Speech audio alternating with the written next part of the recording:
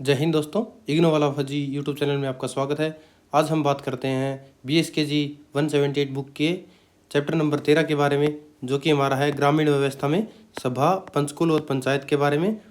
Last chapter हमने पढ़ा था चैप्टर नंबर 12, जो कि था हमारा नगर सभा रामायण व महाभारत में पौर जनपदों की भूमिका के बारे में था। आज हम बात करते हैं चैप्टर नंबर 13 के बारे में। चैप्टर को शुरू करने से पहले हम इसके बारे में थोड़ा ब्रीफ में जान लेते हैं कि चैप्टर किस बारे में है। ये हमारा है ग्रामीण व्यवस्था के बारे में। इसमें हम जिक्र करेंगे प्राचीन काल की ग्रामीण व्यवस्था के बारे में, पंचायत की शक्तियों के बारे में और उनकी जो पंचायत की शक्तियां हैं और उनके कार्य के बारे में। विभिन्न काल में पंचायत का क्या क्या स्वरूप रहा है, इसका हम जिक्र करेंगे। प्राचीन काल में इन व्यवस्थाओं का आधुनिक संदर्भ में क्या नाता है, इसके साथ क्या संबंध है, इसका जिक्र करेंगे। और पंचायत में स्त्रियों की भागीदारी के बारे में भी इसका जिक्र करेंगे। इसके क्या होगा कि हमारा पूरा ओवरऑल चैप्टर हमारा कंप्लीट हो जाएगा। इस पूरे चैप्टर को हम क्वेश्चन आंसर की मदद से देखेंगे, जिससे आपको एग्जाम में क्वेश्चन आंसर लिखने में हेल्प होगी और आप अच्छे मार्क्स प्राप्त कर सकेंगे। अगर आप जो मैं चैप्टर करवा रहा हूँ वो कर लेंगे तो मैं श्योरिटी के साथ, गारंटी के साथ कह सकता हूँ कि आपको अच्छे मार्क्स प्राप्त करने से कोई नहीं रोक सकता। जो मैं चैप्टर करवा रहा हूँ, जो मैं क्वेश्चन करवा रहा हूँ, उससे बाहर एग्जाम में एक भी क्वेश्चन नहीं आएगा। इसलिए ध्यान से देखिएगा। एक चैप्टर 20-25 मिनट का है, आराम से देखिए, पढ़िए और उसे आप एग्जाम जाकर अटैम्प्ट करिए। अगर आपको इग्नो से रिलेटेड कोई असाइनमेंट की PDF चाहिए तो दिए गए नंबर, व्हाट्सएप नंबर पर आप मैसेज करके आप PDF प्राप्त कर सकते हैं। PDF बहुत ही अच्छी क्वालिटी की होगी। आइए हम चैप्टर की शुरुआत करते हैं। पहला क्वेश्चन हमारा है कि इस चैप्टर का परिचय देना है हमें। इस चैप्टर किस बारे में है? तो भारत की सामाजिक सांस्कृतिक जड़ें मुख्यतः गांव से विकसित हुई है। भारतीय सभ्यता का प्रारंभ, उसका विस्तार, राजनीतिक आर्थिक ढांचे की बुनियाद, सबका केंद्र कौन सा है? गांव ही रहा है। यदि यही कारण है कि किसी भी युग की राजनीतिक व्यवस्था को समझने के लिए उसके ग्रामीण ढांचे, वहाँ के प्रशासनिक रूपों और ग्राम समाज की संरचना को समझना अत्यंत आवश्यक माना गया है। तो मतलब कोई भी राज्य होगा, आज हमारे देश की कंडीशन समझ लीजिए। क्या है? हमारा देश एक राष्ट्र है, उसके अंदर क्या है? बहुत सारे क्या आएंगे? राज्य आएंगे।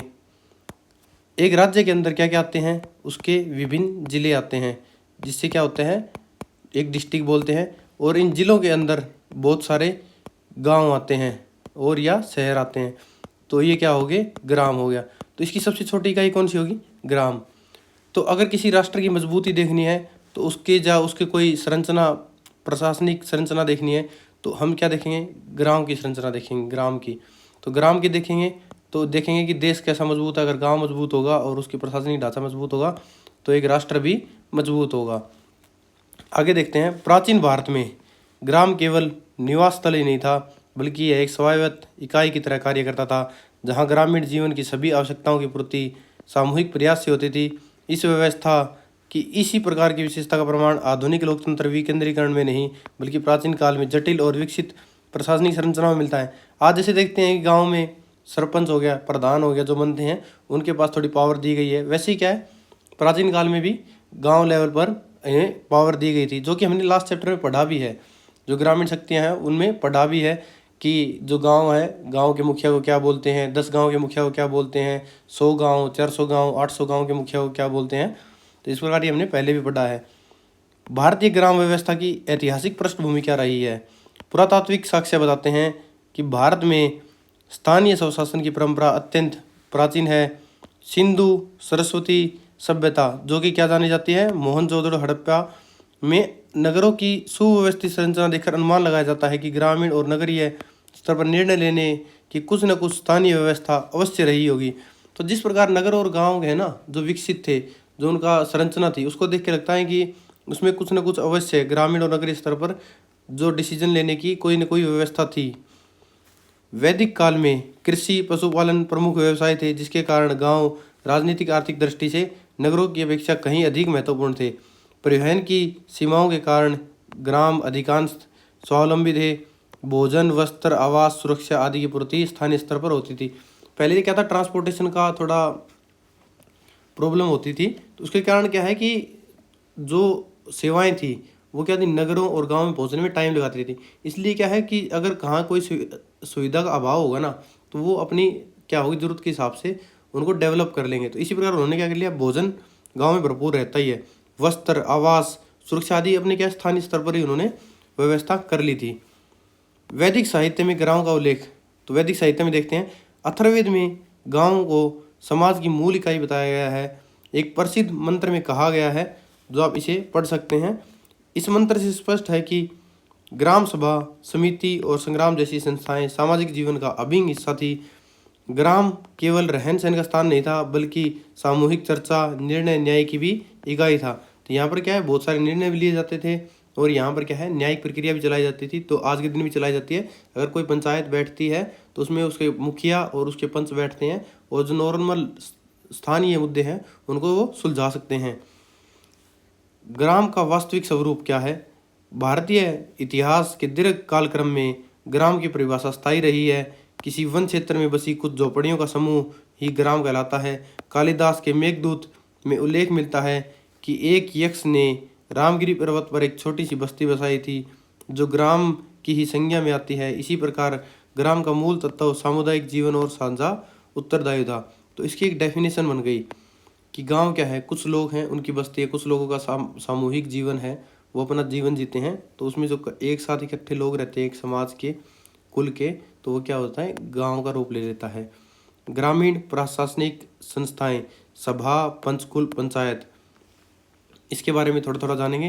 प्राचीन भारतीय ग्राम व्यवस्था में 3 मुख्य संस्थाएं थी। पहला है ग्राम सभा, ग्राम के समस्त वयस्क लोगों की सामूहिक संस्था, जो मामलों पर चर्चा और निर्णय का आधार थी, वो हो गया ग्राम सभा। पंचकुल में देखेंगे कुल आधारित नेतृत्व प्रणाली, जिसमें बुजुर्ग एवं अनुभवी पुरुष निर्णय निर्माण में भाग लेते थे, वो क्या हो गया, पंचकुल हो गया। पंचायत, ग्राम न्याय प्रशासन का प्रचलित प्रभावी रूप, जिसे स्थानीय शासन के आधार स्तंभ माना गया है।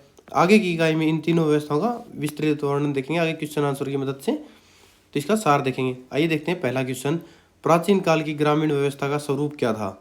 प्राचीन काल में ग्रामीण व्यवस्था का स्वरूप क्या था? इंपॉर्टेंट क्वेश्चन है, पुराने एग्जाम में भी आया है, आप देख सकते हैं। पहले क्या आया था एग्जाम में, भारतीय शासन व्यवस्था में ग्रामीण व्यवस्था के स्वरूप का विस्तार पूर्वक विश्लेषण कीजिए। तो इसमें हम देखेंगे इस क्वेश्चन का, भारत का सामाजिक जीवन सदैव गाँवों के इर्द गिर्द घूमता रहा है। भारतीय संस्कृति, परंपरा और प्रशासनिक ढांचे की नींव भी गांवों ही में पाई जाती है। यही कारण है कि विद्वान मेटकॉफ ने भारतीय गांव को सूक्ष्म गणराज्य कहा है, क्योंकि ये बस्तियां न केवल आत्मनिर्भर थी, बल्कि राजनीतिक और सामाजिक निर्णय लेने में पर्याप्त स्वतंत्रता रखती थी। तो मतलब जो भारत का एक जो ढांचा है ना, वो क्या है, उसकी नींव क्या है, गाँव। भारत में गाँव की संख्या ज़्यादा है, शहर कम है। और क्या है कि जो इर्द गिर्द राजनीति भी घूमती है, प्रशासनिक इकाई, न्यायिक इकाई, वो गांव के इर्द गिर्द घूमती है। क्योंकि जो न्यायिक व्यवस्था में, प्रशासनिक व्यवस्था में जो लोग मैक्सिमम बैठे हैं, वो कहाँ से हैं, गांव से नाता रखते हैं। वैदिक युग में ग्रामीण व्यवस्था का स्वरूप क्या था, वो देखते हैं। वैदिक साहित्य में ग्राम का कई स्थानों में उल्लेख मिलता है। ग्राम का नेतृत्व ग्रामीणी के हाथों में होता था। तो इसका ग्राम का नेतृत्व कौन करता है, ग्रामीणी। प्रशासन की सबसे छोटी इकाई ग्राम। ऋग्वेद में सभा, समिति और विदत जैसी संस्थाओं का उल्लेख यह संकेत देता है कि प्रारंभिक ग्रामीण जीवन में सामूहिक निर्णय प्रणाली प्रचलित थी। मतलब कि छोटे लेवल पर सभा, समिति और विदत जैसी संस्थाओं को देख के मिलता है कि प्रारंभिक जीवन में सामूहिक निर्णय प्रणाली थी। इन संस्थाओं के माध्यम से सामाजिक, धार्मिक और न्यायिक विषयों पर विचार विमर्श किया जाता है।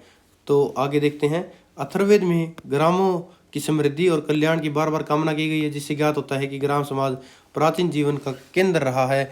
आगे देखते हैं, महाभारत और स्मृतियों में ग्रामीण प्रशासन कैसा था। महाभारत, मनुस्मृति, अर्थशास्त्र में स्थानीय प्रशासन से स्पष्ट उल्लेख मिलते हैं। शांति पर्व के अनुसार गांव एक श्रेणीबद्ध ढांचे में संगठित थे। 10, 20, 100, 1000 ग्रामों की बड़ी इकाइयाँ स्थापित थी।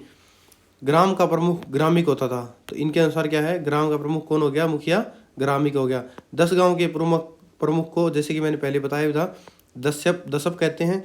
20 गांव के जो प्रमुख है उसको क्या है, विश्वाधिपति कहते हैं। 100 गांव के अधिकारी को शतग्राम अध्यक्ष कहते हैं। ये अधिकारी गांव से कर संग्रह, सुरक्षा और प्रशासनिक कार्य देखते थे। मनुस्मृति में भी ग्रामीण अधिकारियों के दायित्व का उल्लेख मिलता है। हालांकि मनुस्मृति अत्यधिक विस्तृत विवरण नहीं देते हैं, फिर भी न्याय विधि संबंधी उनकी व्यवस्थाओं से ग्रामीण शासन की रूपरेखा स्पष्ट होती है। ग्राम परिषद और ग्राम प्रधान के बारे में हम जिक्र करेंगे। अधिकांश सूत्र ग्रंथों से ग्राम परिषद का भी उल्लेख मिलता है। ग्राम परिषद क्या है और ग्राम प्रधान के बारे में। यह परिषद राज्य के प्रत्यक्ष नियंत्रण से मुक्त रहती है तथा सत्ता परिवर्तन का इस पर कोई प्रभाव नहीं पड़ता। अगर कोई सत्ता परिवर्तन होता है, राजा चेंज होता है, जैसे कि आज हमारे देश में मान लेते हैं कि कोई प्रधानमंत्री चेंज हो गया, तो उसका क्या है, ग्राम लेवल पर ग्राम के मुखिया पर कोई प्रभाव नहीं पड़ता है। ग्राम का मुखिया प्राय धनी कृषकों से चुना जाता था। उसे एक परिश्रमिक रूप में भूमि या उपहार दिया जाता था। ग्रामिक के अधीन प्रतिहारी, अंकक और कर संग्राहक जैसे अधिकारी कार्य करते थे। तो गांव में कौन कौन से अधिकारी होते थे? प्रतिहारी, अंकक और कर संग्राहक। जो टैक्स कलेक्ट करते थे उनको कर संग्राहक बोलते थे। मुख्य गांव की सुरक्षा व्यवस्था, कर वसूली का जिम्मेदार होता था। तो मतलब क्या है, जो मुखिया होगा वो ये नहीं है कि ओनली कर टैक्स वसूल लेगा, पैसे ले लेगा और मुखिया बन गया, नहीं, वो गांव की सुरक्षा भी देखेगा, उसकी व्यवस्था में कोई कमी आई उसको भी देखेगा और कर वसूली भी करेगा। दक्षिण भारत के वीरगलों में पशुओं की रक्षा करते हुए ग्राम नेताओं की मृत्यु का उल्लेख मिलता है, जो उनके द्वारा निभाए गए जा रहे दायित्व का प्रमाण है। मौर्यकालीन ग्रामीण शासन को देखेंगे। कौटिल्य का अर्थशास्त्र ग्रामीण प्रशासन की विस्तृत संरचना प्रस्तुत करता है। ग्रामीण इकाइयों का संगठन 5 या 10 ग्रामों के समूह में होता था।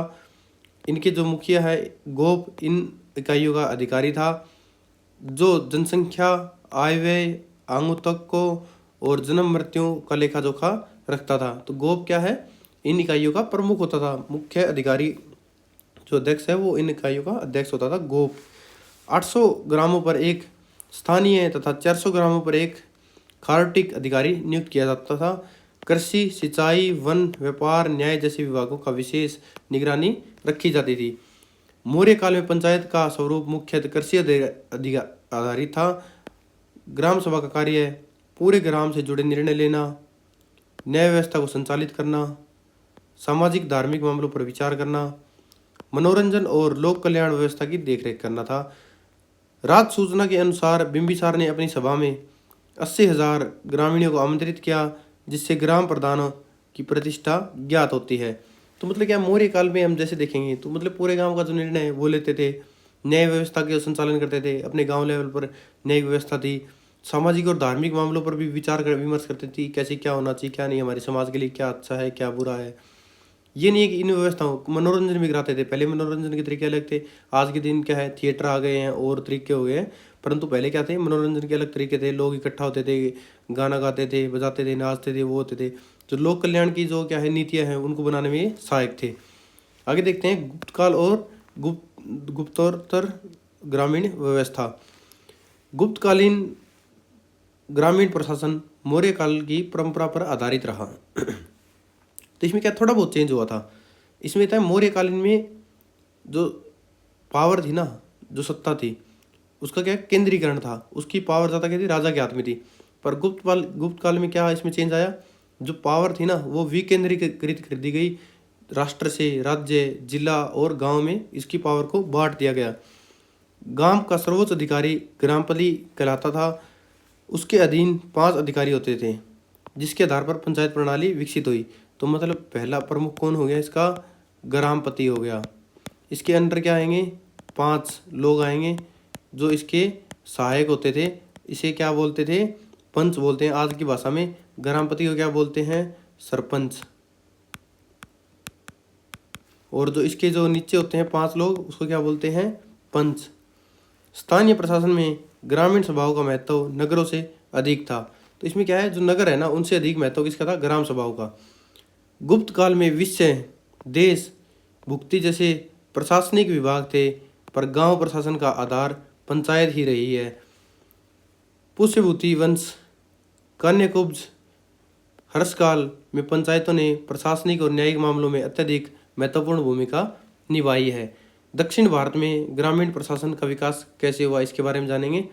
जो दक्षिण भारत के बारे में जानेंगे। दक्षिण भारत की ग्राम व्यवस्था प्राचीन भारत में सबसे उन्नत मानी गई है। जो भारत है ना हमारा, उसमें सबसे उन्नत जो पंचायत व्यवस्था है ना वो दक्षिण भारत की मानी गई है। क्योंकि जो उत्तर भारत है ना उसमें बार बार क्या अटैक होते रहते थे, विदेशी आक्रमण करते रहते थे। इस कारण क्या है, वहाँ थोड़ा ग्रामीण प्रशासन है ना वो कम विकसित हुआ है। एलिफेंटन के अनुसार यहाँ गांव लघु राज्यों की तरह कार्य करते थे, अपने आप में पूर्ण होते थे।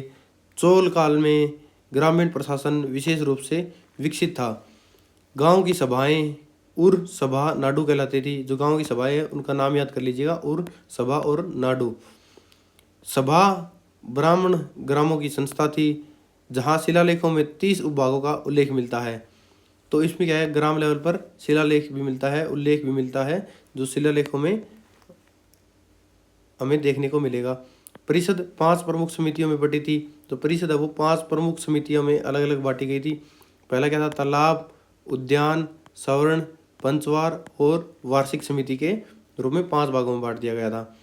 सदस्यता योग्यता आधारित थी। जो उसकी सदस्य बनेंगे वो क्या थी, योग्य आधारित थी, कि योग्यता होनी चाहिए उसके अंदर, ऐसा कुछ नहीं है कि कोई भी बन जाए। और उसकी आयु सीमा निर्धारित की गई थी कि वो 35 से 70 वर्ष के बीच में होना चाहिए। चुनाव पर्ची प्रणाली से होता था। तो इसका क्या है, जो मुखिया चुना जाएगा और जो 5 लोग चुने जाएंगे वो कैसे चुने जाएंगे, चुनाव पर्ची प्रणाली, जो आज इलेक्शन होता है उसी प्रकार से। अनियमितता पर सदस्य पदयुक्त हो सकते हैं, अनियमित होने पर पद से हटाया जा सकता है। चोलकाल स्थानीय स्वशासन की श्रेष्ठ परंपरा का प्रतीक माना जाता है। तो इस क्वेश्चन का क्या निष्कर्ष निकलता है, उपयुक्त विवरण स्पष्ट करता है कि प्राचीन भारतीय ग्रामीण व्यवस्था अत्यंत संगठित, लोकतांत्रिक, स्वायत्त थी। चाहे राजा क्या है, पूरा राष्ट्रीय प्रणाली कैसी हो, राजतंत्र हो, परंतु जो गांव की प्रणाली थी वो एक राष्ट्र के रूप में कार्य करती थी, जो क्या थी, लोकतांत्रिक और स्वायत्त थी।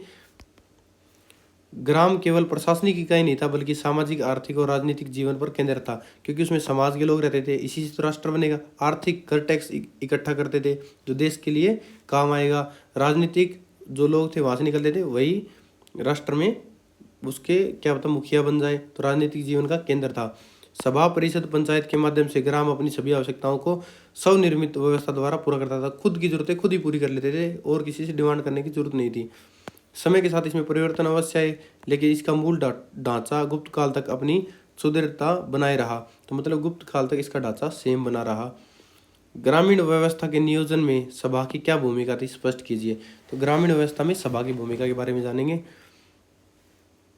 सभा का उल्लेख प्राचीन भारतीय इतिहास में निरंतर मिलता रहा है। यह केवल एक सामाजिक या धार्मिक गोष्ठी नहीं थी, बल्कि स्थानीय तथा व्यापक प्रशासनिक संरचना में संगठित, परामर्शदायी और लोकतांत्रिक संस्था के रूप में कार्य करती थी।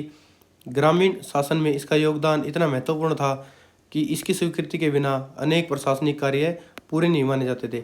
मतलब ग्रामीण व्यवस्था ना, उसमें अगर क्या है, सभा अपना रोल नहीं निभाएगी ना, तो उसमें कोई फैसला ही नहीं लिया जाएगा, उसके प्रशासनिक कार्य पूरे नहीं माने जाएंगे। तो इतना बड़ा रोल था सभा का। तो वैदिक युग में देखेंगे सभा का स्वरूप क्या था। ऋग्वेद में सभा का उल्लेख एक स्थानीय स्व-इकाई के रूप में मिलता है। यहाँ उस समय के ग्राम समाज का अत्यंत प्रभावशाली संगठन था। ग्रामीण जीवन में सामूहिक निर्णय लेने का कार्य इसी संस्था के माध्यम से, जो ग्रामीण में व्यवस्था थी उसमें सामूहिक निर्णय कौन लेगा, सभा लेगी। वेदों में वर्णित सभा केवल सामाजिक संवाद का माध्यम नहीं, बल्कि एक संगठित निकाय थी जो सामूहिक निर्णयों, नीतियों के निर्माण में भाग लेती थी। मतलब अगला क्या ऐड हो गया प्लस में, नीतियाँ भी यही बनाती थी, सामूहिक निर्णय और नीतियाँ बनाएगी।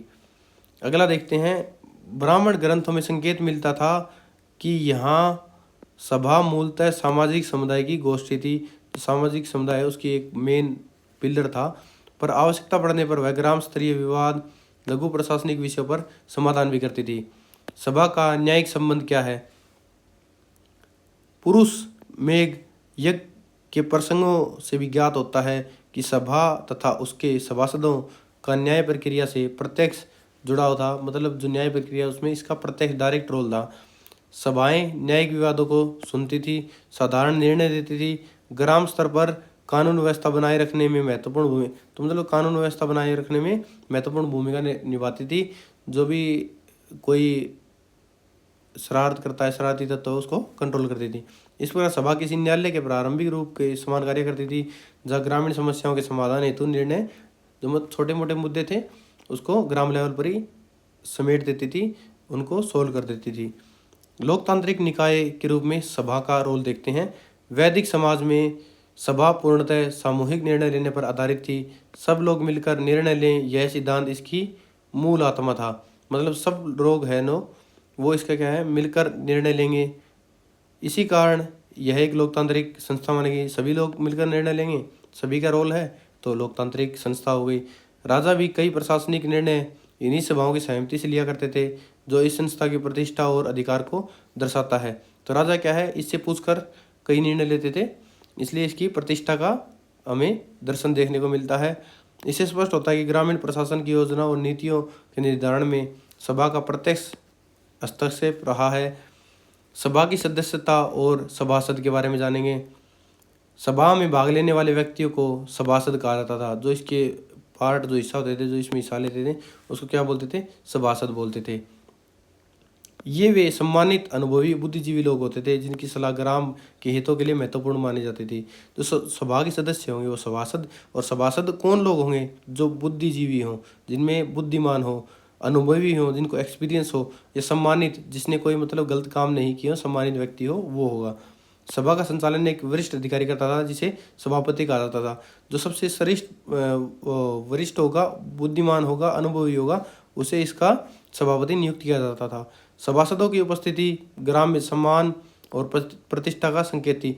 जो सभासद होते थे ना, जो एक सभा के सदस्य होते थे, उनका वैल्यू अलग ही थी। वो सम्मानित व्यक्ति होते थे और एक प्रतिष्ठा का संकेत माने जाते थे। सभी निर्णय चर्चाओं का आधार सामूहिक हित एक न्याय होता था, जिससे यह संस्था ग्रामीण नियोजन का केंद्रीय भाग बनती थी। मनुस्मृति में सभा का क्या स्वरूप है? मनु सभा का लक्षण इस प्रकार बताते हैं कि जहाँ 3 वेदों के ज्ञाता, विद्वान, राजा के द्वारा अधिकृत व्यक्ति एकत्र होकर विचार करे, वही सभा कहलाती है। मतलब सभा क्या हो गई, जहाँ 3 जो लोग होंगे ना, उसमें वो तीनों वेदों के ज्ञाता होने चाहिए, विद्वान, बुद्धिमान होने चाहिए, और जो राजा के द्वारा अधिकृत व्यक्ति है ना, वो सारे एकत्र होकर जो इकट्ठा होंगे वो क्या होंगे, सभा होगी। यह विवरण दर्शाता है कि सभा के सदस्य योग्य होंगे, शिक्षित होंगे और अनुभवी थे, और उनकी उपस्थिति से सभा की प्रतिष्ठा के साथ निर्णय की वैधता भी पुष्ट होती थी। मनु सभा को केवल धार्मिक नहीं बल्कि सामाजिक, न्यायिक, प्रशासनिक इकाई से भी जोड़ते हैं। ग्रामीण प्रशासन और सभा। अल्तेकर सभा को ग्राम सभा के रूप में देखते हैं, जहां ग्रामीण मामले, सामाजिक विषयों और राजनीतिक प्रश्नों पर विचार विमर्श होता था। यह निकाय ग्राम की प्रशासनिक धुरी था। पंचायत या स्थानीय नेतृत्व भी सभा से ही शक्ति ग्रहण करता था। जो पंचायत होती है ना, जो स्थानीय नेतृत्व हो गया, मतलब ग्राम हो गया, ग्राम की पंचायत हो गई, वो क्या करते थे, सभा से ही शक्ति ग्रहण करते थे। सभा के सदस्य थे, उसे वही संचालित करते थे ग्राम को, गाँव को। जो इसका निकाय है ना, वो ग्राम की प्रशासनिक धुरी था। BM आप्टे के अनुसार सभा कुछ निश्चित व्यक्तियों को चुना हुआ समूह था जो न्यायिक, विधि और संबंधी मामलों पर विचार करता था, साथ ही राजनीतिक मुद्दे पर भी महत्वपूर्ण सलाह देता था। शासन और नीति निर्माण में उसकी क्या भूमिका थी, शासन चलाने में और नीति निर्माण में? स्थानीय शासन क्या है, एक रीढ़ की हड्डी की तरह काम करता है एक राज्य के। जो उसका बेस है ना, अगर जड़ें कमजोर होंगी तो राष्ट्र कमजोर होगा। इसी प्रकार क्या है, सभा एक स्थानीय शासन की रीढ़ थी। जो ग्राम से जुड़े नीतिगत निर्णय लेती थी, वो कौन लेती थी, सभा। संसाधनों का उपयोग करना, विवादों से निपटना, सामाजिक आचरण से संबंधित नियम बनाना, ग्राम की सुरक्षा है, उसकी विकास योजनाएं हैं, वो कौन बताता था, ग्राम की सभा बताती थी। सभी विषयों में सभा की भूमिका निर्णायक होती थी। राजा का कई निर्णय पर सभा की स्वीकृति लेना यह सिद्ध करता है कि ग्रामीण प्रशासन में यह संस्था अत्यंत प्रभावशाली थी। तो इसमें क्या है कि सभा प्राचीन ग्रामीण व्यवस्था एक मूल स्तंभ थी। यह संस्था न केवल सामाजिक और न्यायिक मामलों का निर्णायक केंद्र थी, बल्कि राजनीतिक, प्रशासनिक निर्माण में भी सक्रिय भूमिका निभाती थी। सभा के माध्यम से जनता शासन में सहभागी बनती थी, जिससे प्राचीन भारत ग्राम व्यवस्था में लोकतांत्रिक और संगठित रूप को दर्शाती है। तो इसमें मेन रोल क्या है, मेन हेडिंग क्या है इसकी? तो मतलब जो ग्राम सभा है ना, ग्राम सभा के 3 काम हैं जो सभी में हमें देखने को मिले हैं। पहला है सामाजिक जो मामले हैं उनमें इसका इम्पोर्टेंस है। दूसरा इसका क्या है, न्यायिक मामलों में, और न्यायिक फैसले भी करती थी। तीसरा कौन सा हो गया, राजनीतिक।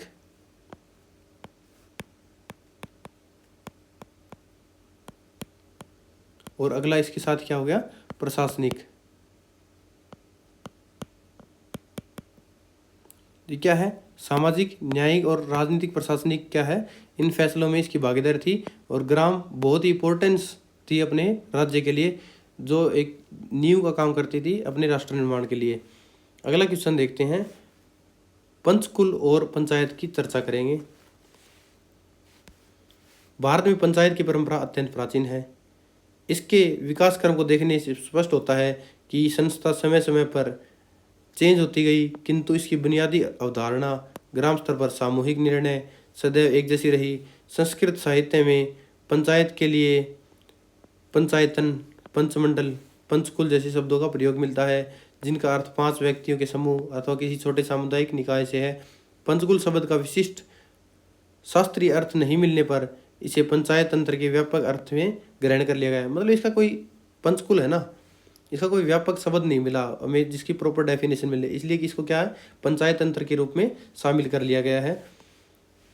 वैदिक युग में पंचायत का रूप देखेंगे हम, जो वैदिक युग है उसमें क्या है, यदि भी वैदिक साहित्य में पंचायत शब्द सीधा नहीं मिलता, परंतु उससे संबंधित व्यवस्था का स्वरूप स्पष्ट दृष्टिगोचर होता है।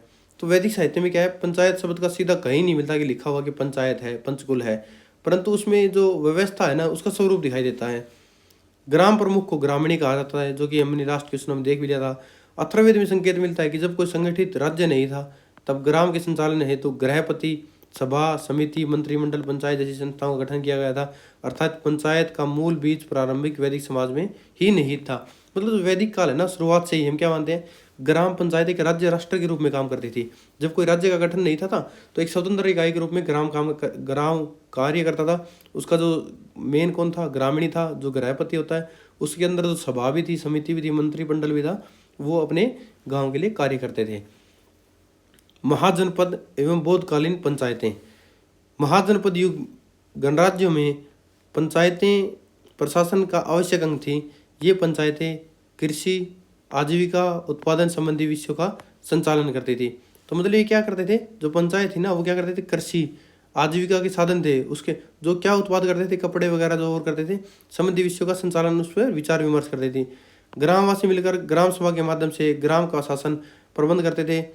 बौद्ध काल में ग्राम परिषद का रूप अधिक स्पष्ट दिखाई देता है। ग्राम परिषद के प्रमुख को क्या बोलते थे, ग्रामीणी बोलते थे, ग्रामिक बोलते थे, या ग्राम भोजक कहा जाता था। जो सरपंच होता है उसको क्या बोलते थे, इन्हीं नामों से पुकारा जाता था। ग्राम भोजक के चयन में ग्रामवासियों की भूमिका होती थी और आवश्यकता होने पर राजा उसके विरुद्ध शिकायत सुन सकता था। अगर क्या है कि कोई फैसला देना हो, राजा ने कोई फैसला दे दिया, उसका विरुद्ध होना ना, तो ये उसके विरुद्ध शिकायत सुन सकते हैं राजा। अगर वो बोलेगा कि नहीं इस पर फैसला लो, अगर उसकी बात मानी जाती थी, तो मतलब ग्राम सभा का इतना मेन इंपॉर्टेंस था उस टाइम। ग्राम पंचायत भूमि प्रबंधन, सुरक्षा, कृषि व्यवस्था, व्यापारिक गतिविधियों को संतुलित करती थी। कोई भी किसान पंचायत की अनुमति के बिना अपनी भूमि दूसरे को नहीं बेच सकता था। तो मतलब कोई भी किसान होगा वो दूसरे को अपनी जो दूसरे को ज़मीन नहीं बेच सकता। तो उसके जो गांव की सुरक्षा की जिम्मेदारी है, कृषि व्यवस्था की, व्यापार जो लेन देन है उसकी जिम्मेवारी को उसको क्या करता था, संतुलन रखता था। कौटिल्य के अनुसार क्या है, ग्राम एक पूर्ण राजनीतिक इकाई था। तो ये बात बिल्कुल सही है। जो अगर माने तो एक स्वतंत्र राज्य के रूप में ही मान लो इसको, जब पहले राज्य का गठन नहीं था तो उसमें क्या है, एक स्वतंत्र राजनीतिक इकाई के रूप में ही था। बाद में क्या हो गया, इसमें बाद में भी सभापति रहा, ग्रामीण जो सरपंच था वो रहा, इसका मुखिया हो गया, इसके जो पंच बन गए। तो इस प्रकार क्या है कि राजनीतिक इकाई था ये। ग्राम प्रमुख, ग्रामिक जिसे कहते हैं, के पास पर्याप्त अधिकार प्राप्त थे। ग्राम का सार्वजनिक कोष, दंड आदि से प्राप्त राजस्व से संचालित होता था। पंचायत के आदेश की अवहेलना दंडनीय नहीं मानी जाती थी। मतलब कोई पंचायत ने आदेश पारित कर दिया तो उसको कोई अवहेलना करता था, उसको दंड दिया जाता था पंचायत के हिसाब से। शुक्र नीति में पंचायत ग्राम प्रशासन के 4 प्रमुख पदों का उल्लेख मिलता है, जिसमें क्या है, ग्राम का मुख्य प्रशासक, ग्राम न्यायिक अधिकारी, कर संग्रहक, आय व्यय का लेखाधिकारी। तो ये 4 शुक्र नीति में क्या है, पंचायत के 4 पद माने गए हैं जिसका उल्लेख दिया गया है। गुप्त काल में देखेंगे पंचायतों का क्या रोल था। गुप्त काल में ग्राम शासन की बुनियादी इकाई ग्राम ही था। ग्राम प्रमुख को ग्रामिक कहा जाता था। तो मतलब सेम है, जो लास्ट क्वेश्चन पढ़े थे वो लगभग सेम आ रहे हैं। तो इसका क्या है, आप एक बार ध्यान से पढ़ लीजिए, इसका क्या आपको रिवीजन हो जाएगा अच्छे से, इसी वीडियो में आपको याद हो जाएगा। अगर आपको वीडियो अच्छी लगे तो चैनल को सब्सक्राइब जरूर करना, सब्सक्राइब करना मत भूलना। पंचायत को पंचमंडल कहा जाता था।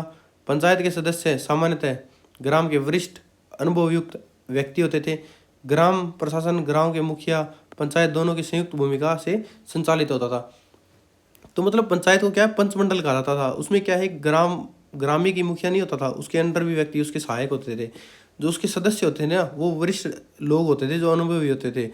और उसमें क्या है, ग्राम का जो मुखिया है ना और पंचायत दोनों मतलब संयुक्त रूप से काम करते थे। इस काल में विषय जिला स्तरीय इकाई थी। इसके अंतर्गत अनेक ग्राम आते थे। ग्राम सभा को महत्तर, अष्टकुलाधिपति, ग्रामिक, कुटुबिन आदि नामों से जाना जाता था। हर्ष काल के शिलालेखों में भी पंचायतों के सक्रिय अस्तित्व की पुष्टि मिलती है, जहां ग्रामिक ग्राम की मुख्य प्रशासनिक कड़ी के रूप में कार्य करता है। दक्षिण भारत की पंचायत व्यवस्था के बारे में जानेंगे। दक्षिण भारत में पंचायतें अत्यंत विकसित और मजबूत थी। विशेषकर चोल साम्राज्य में क्या है, एकदम विकसित रूप था उनका 9वीं और 10वीं शताब्दी में। और इस शिलालेखों से क्या हमें मिलता है, ग्राम में स्वशासन, एक सर्वोच्च संगठन क्रम महासभा का संचालित किया जाता था।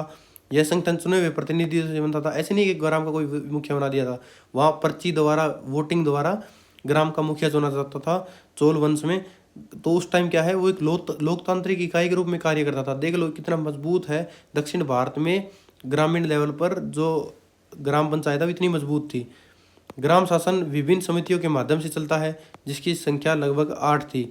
तो ग्राम शासन है वो क्या है, एक समूह द्वारा, लोगों के जो 8 माना जाता है मेनली, उनके द्वारा चलाई जाती थी। इनके कार्य क्या थे, भूमि कर वसूल करना, भूमि स्वायत्त निर्धारण करना, दिवाल्य का प्रबंधन करना, न्याय व्यवस्था बनाए रखना, सिंचाई और तालाब का प्रबंधन करना, उद्यानों की देखभाल करना, ऋण देना, दान निधि प्रबंधन करना, अकाल जैसी परिस्थिति में राहत कार्य करवाना, ये इनके कार्य थे। इनका कार्य ये नहीं था कि जनता से पैसे ले लिए, उनके लिए कार्य भी करते थे। दक्षिण भारत की पंचायतें पूरी तरह स्वायत्त थी और स्थानीय मामलों पर स्वतंत्र निर्णय लेती थी। इस कारण केंद्रीय राज सत्ता को ग्रामीण मामलों में सीधे हस्तक्षेप की आवश्यकता नहीं पड़ी। पंचायत का स्वरूप और उनकी शक्तियों के बारे में जानेंगे। प्राचीन पंचायत का ढांचा निम्न विशेषताओं पर आधारित था: ग्राम हित, सार्वजनिक कल्याण के प्रश्नों पर सामूहिक निर्णय, न्यायिक विवादों का समाधान, कर संग्रहण और राजस्व व्यवस्था के रूप में। तो मतलब क्या है, गांव का एक स्वरूप है ना, उसकी शक्तियाँ, वो क्या है, कर संग्रह करते थे, राजस्व व्यवस्था करते थे, लोगों को न्याय दिलाते, न्याय व्यवस्था बनाए रखते थे, सार्वजनिक कल्याण करते थे, कृषि उत्पाद व्यवस्था का संचालन करते थे, ग्राम सुरक्षा, शांति, सामाजिक जीवन का नियमन करते थे, ग्राम की अनुमति के बिना भूमि हस्तांतरण उसका निषेध था, ग्राम पंचायत की अवहेलना, उसका रोल बना दिया, उसकी अवहेलना करना उसको दंड देते थे। इसका निष्कर्ष क्या निकलता है, पंचकुल, पंचायत, ग्राम सभा जैसे निकाय प्राचीन काल भारतीय ग्रामीण जीवन की रीढ़ की हड्डी के रूप में काम करते हैं। उनका स्वरूप समय अनुसार धीरे धीरे चेंज होता गया, परंतु उनका मूल चरित्र है जन सहभागिता, स्वशासन और सामूहिक निर्णय अपरिवर्तित रहा। वैदिक युग से लेकर गुप्त दक्षिण भारतीय शासन तक पंचायतें स्थानीय प्रशासन की प्रभावी संस्था बनी रही। इन्होंने भारतीय लोकतांत्रिक विकेंद्रीकरण नींव तैयार की। तो इसमें क्या है, धीरे धीरे क्या है, इसका रूप थोड़ा चेंज होता गया, परंतु क्या है, ये प्राचीन भारतीय जीवन है ना, ग्रामीण जीवन, वो क्या है, ये एक राज्य की रीढ़ की हड्डी के रूप में काम करते थे, जिसमें क्या है, सभी प्रकार के थे, सामाजिक, न्यायिक व्यवस्था और प्रशासनिक व्यवस्था इनके हाथ में कंट्रोल में थी और ये उसी प्रकार कार्य करते थे। अगर आपको वीडियो पसंद आई हो तो वीडियो को लाइक करें। अगर आपको सोल्ड असाइनमेंट चाहिए, एग्जाम नोट्स चाहिए और गैस पेपर चाहिए तो दिए गए व्हाट्सएप नंबर पर मैसेज करके आप इन्हें प्राप्त कर सकते हैं। बहुत ही अच्छी क्वालिटी के मिलेंगे। और चैनल को सब्सक्राइब करना ना भूलें, वीडियो को लाइक करें। जय हिंद, जय भारत।